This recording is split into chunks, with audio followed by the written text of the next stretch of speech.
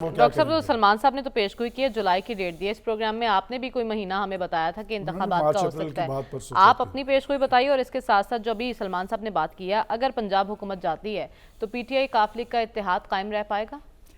देखिए, बात यह है कि इमरान खान इसलिए कह रहे हैं कि ये टूटेंगी, ये एक प्रेशर टैक्टिस होती है और हमारी पॉलिटिक्स के अंदर दबाव को बढ़ा के दोनों साइड एक दूसरे पे रखते हैं। मसलन आप तकरीरें सुन लें, प्रेस कॉन्फ्रेंसेस सुन लें, एक दूसरे पे दबाव ही रखते हैं ना, तो वो भी इस तरीके से दबाव रख रहे हैं।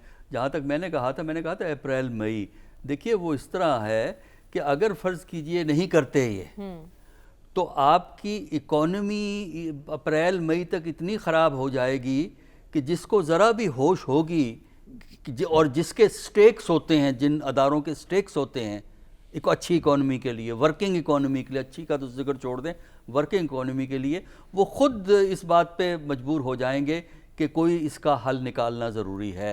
क्योंकि पाकिस्तान की जो इक्तिसादी सूरत हाल है, या तो हमें ये उम्मीद हो ना, या हमें कोई प्लान ऑफ एक्शन मिल जाए कि इस तरह 6 महीने में इकॉनमी को बेहतर किया जाएगा, जो कि मुमकिन नहीं है। कोई प्लान ऑफ एक्शन नहीं है, बस वो चल रहा है IMF के साथ। यानी बात यह है कि कोई काम भी मुकम्मल नहीं, IMF से वो चल रहा है, रिव्यू चल रहा है, वो चल रहा है, रिव्यू चल रहा है, और इसलिए ये प्रॉब्लम जो है हमारे यहाँ बढ़ जाएगी। जहाँ तक जो PMQ का, क्यू लीग का और PTI का जो आपस में अंडरस्टैंडिंग है, मेरे ख्याल इसमें इतने हैरान होने की ज़रूरत नहीं है। अच्छा। अगर आपने पार्लिमानी निज़ाम हुकूमत को देखा है दूसरे मुल्कों में भी और यहाँ भी, वहाँ ये अहम नहीं होता कि इस वक्त चीफ मिनिस्टर या जो भी इंचार्ज है वो किस पार्टी से है, एक कोलिशन के तौर पे काम करते हैं। इस वक्त दोनों को एक दूसरे की ज़रूरत है, क्योंकि PTI के पास मेजॉरिटी नहीं है, क्यू लीग के पास तो है ही नहीं, लेकिन दोनों मिलके एक कुव्वत के तौर पे काम करते हैं।